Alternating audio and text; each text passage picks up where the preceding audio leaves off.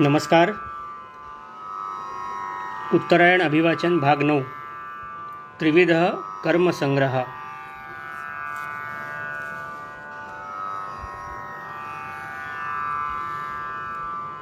ज्ञानं ज्ञेयं परिज्ञाता त्रिविधा कर्मचोदना करणं कर्म कर्तेति त्रिविध कर्मसंग्रह. आजच्या उत्तरायण अभिवाचनात भगवद्गीतेतील 18व्या अध्यायातील 18व्या श्लोकाचे चिंतन प्रस्तुत आहे. योगेश्वर म्हणतात, ज्ञानं ज्ञेयं परिज्ञाता त्रिविधा कर्मचोदना करणं कर्म कर्तेति त्रिविध कर्मसंग्रह. ज्ञान, ज्ञेय आणि ज्ञाता हे 3 कर्माचे प्रेरक आहेत आणि इंद्रिय साधन म्हणजे करण, कर्म साध्य किंवा प्रत्यक्ष कार्य या अर्थाने आणि कर्ता म्हणजे प्रत्यक्ष कर्म करणारा हे 3 कर्माचे संग्रह आहेत. या श्लोकात ज्ञाता आणि कर्ता हे एकाच अर्थाने वापरले आहेत. ज्ञाता आणि कर्ता यामध्ये कार्यकारण भाव भिन्न आहे. जेव्हा एखाद्या गोष्टीची माहिती किंवा जाण व्यक्तीला होते तेव्हा त्याला ज्ञाता किंवा जाणकार समजले जाते. ही माहिती मिळाल्यावर त्या माहितीच्या आधारे जेव्हा तो प्रत्यक्ष कार्याला लागतो तेव्हा हाच ज्ञाता मनुष्य कर्ता होतो. मनुष्याजवळ असलेली बुद्धी ही ज्ञाता आणि कर्ता या दोन्ही स्वरूपात वावरत असते. कर्माच्या दृष्टीने विचार केल्यास ज्ञाता आणि कर्ता यांचा एकच परिणाम कर्मावर होतो. ज्ञाता सात्विक असेल तर कर्ताही सात्विकच राहील आणि त्याचे कर्म हे देखील सात्विकता प्रदान करणारे राहील.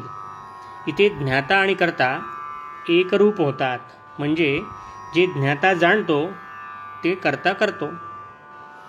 एखादे वाहन कसे चालवायचे हे जर आम्हाला ज्ञात नसेल तर प्रत्यक्ष ते कसे वरे आम्ही चालवणार. याच प्रकारे ज्ञेय आणि कर्म यांचे बाबतीत साधर्म्य आहे. भगवद्गीतेतील मूळ श्लोकात 2 त्रिपुटी म्हणजे 3 बाबींचा समूह आलेला आहे.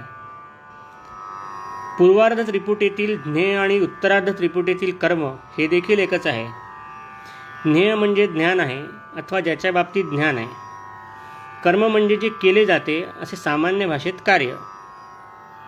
एक उदाहरण पाहू. आपल्याला कपडे शिवायचे आहे, त्यासाठी कापड लागेल, कापडासाठी सूत लागेल आणि सुतासाठी कापूस लागेल. म्हणजे प्रत्यक्ष कापड शिवायच्या आधी त्याला लागणाऱ्या प्राथमिक गोष्टींची माहिती, ज्ञान आवश्यक आहे. पाणिनीय अष्टाध्यायी सूत्रात याच कर्मत्रिपुटीचे कर्तुरीप्सितम असे विस्तृत वर्णन केले आहे. ज्ञेय हे सात्विक, राजसी किंवा तामसी असले अथवा नसले तरीही कर्म अथवा क्रियेमध्ये काही फरक पडत नाही. कर्मसंग्रह मात्र सात्विक, राजसी, तामसी या 3 प्रकारचे असू शकते. आता या दोन्ही त्रिपुटीतील ज्ञान आणि करण यांचा विचार करू. ज्ञान म्हणजे माहिती किंवा एखाद्या विषयाची जाण, नॉलेज. करण म्हणजे कर्माचे किंवा क्रियेचे साधन. जसे भाजी चिरायला चाकू अथवा विळी या साधनांची आवश्यकता असते. ज्या ठिकाणी मनुष्य हातापायांचा उपयोग साधन म्हणून करतो त्या ठिकाणी हातपाय आपले करण होतात. मनुष्य सुखासाठी सर्व काही करतो. स्वर्ग, पुत्र, धन आदीसाठी सर्व क्रिया केल्या जातात. सुखाच्या विविध धारणांमधून मनुष्य जर चिंतामुक्त झाला तर सगळ्याच आपदा आणि कष्ट संपतील. सुखाची चिंता करीत असताना वाईट कर्म होते अथवा दुःख वाटायला येते. सुखाचे विवेचन करताना संत सत्पुरुषांनी देखील सर्वात पहिले सात्विक सुख हेच सांगितले आहे. सुख केवळ सात्विक आणि निर्मळ बुद्धीच्या उपयोगानेच मिळते. कर्माने सुख मिळते हा गैरसमज आहे. सुख हे अंतरात्म्यातच वसलेले आहे. केवळ निर्मळ बुद्धी हवी, ज्याने हे सुख अंतरात आहे हे समजू शकेल. न तदस्ति पृथिव्या वा दिवी देवेषु वा पुनः सत्वं प्रकृतिर्जयमुक्तः यदेभिः स्यात् त्रिभिर्गुणैः. भगवद्गीतेतील 18व्या अध्यायातील 40वा श्लोक. उपरोक्त श्लोकात सृष्टीतील सर्व भौतिक पदार्थ हे त्रिगुणात्मक आहे असे सांगितले आहे. कर्मस्वरूपाचे विवेचन करताना भगवान श्रीकृष्णांनी कर्म संपादन होण्यासाठी 5 कारणांचे वर्णन केले आहे.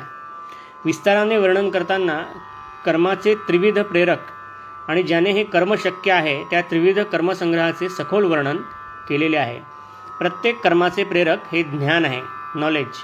या ज्ञानसिद्धीला आवश्यक आहे 3 तत्व: ज्ञेय, ज्ञाता आणि ज्ञान, ज्याला वेदांत परिभाषेत त्रिपुटी अशी संज्ञा आहे. या त्रिपुटीच्या परस्पर संबंधातून कर्मप्रवर्तक विषयांचे ज्ञान होते.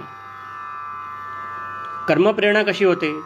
ज्ञाताच्या मनात उत्पन्न इच्छेमुळे, ज्ञेय वस्तूंच्या लालसेने अथवा पूर्वानुभूत भोगाच्या, ज्याला ज्ञात सुख असे म्हणतात, त्याच्या स्मृतीमुळे. या तिघांशिवाय कर्माचे प्रेरक अन्य कोणतेही कारण नाही. अंतःकरणात कर्मप्रेरणा जागृत झाल्यानंतर त्या पूर्ण करायला लागते ती दुसरी त्रिपुटी, म्हणजे 3 गोष्टींचा परत एकदा संग्रह. तो म्हणजे कर्ता, करण आणि कर्म, ज्याला मूळ श्लोकात त्रिविध कर्मसंग्रह म्हटले गेले आहे. कामना अथवा लालसेने पीडित जीव कर्मक्षेत्रात कर्तृत्वाभिमान घेऊन प्रवेश करतो, म्हणजेच मी कर्ता आहे. इथे जीव हा कर्ता असतो. हा कर्ता नामक जीव ज्या फळाची लालसा अथवा कामना करत आहे ते झाले कर्म, आणि हे कर्म करायला जे करावे लागते त्या क्रियासाधनांना म्हणायचे करण. आता या क्रियासाधनांमध्ये ज्ञानेंद्रिय, कर्मेंद्रिय आणि मन, बुद्धी हे सगळे समाविष्ट आहेत. कर्मसंग्रह त्रिपुटीतील एक जरी नसला तरी कर्म सफल होऊ शकत नाही. म्हणजेच ज्ञेय, ध्याता, ध्यान,